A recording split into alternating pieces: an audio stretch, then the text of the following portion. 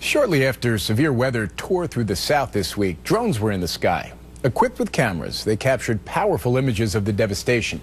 But as Mark Strassman reports, the FAA has concerns, especially when such devices are deployed over a disaster zone.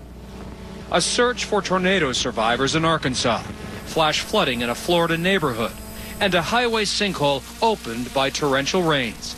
All these images were captured by remote-controlled flying storm chasers, like this.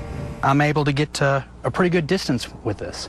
Maintenance worker John Peters is a backyard drone enthusiast. His Phantom drone with its mounted camera became key to a search operation on Wednesday near Pensacola.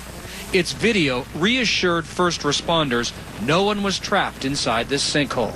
There's some things you can't see when you're on the ground, and when you get in the air, it's a whole different perspective. Drone enthusiasts have to follow a couple of rules. They have to maintain a 400-foot ceiling for the drone, and they also cannot sell the video for commercial purposes.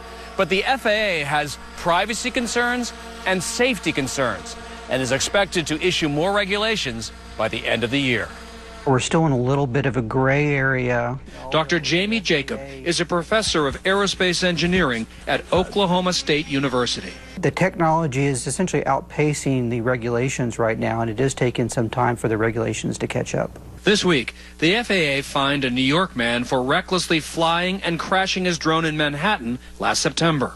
And the agency's investigating an Arkansas television station for using a drone as part of its news coverage of a tornado this week.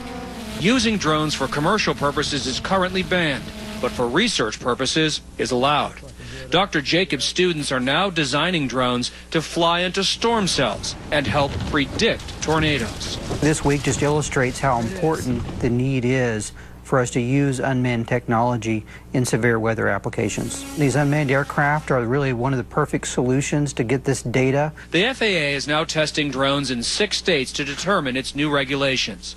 When it comes to the drone's potential uses, enthusiasts like John Peters believe the sky is the limit.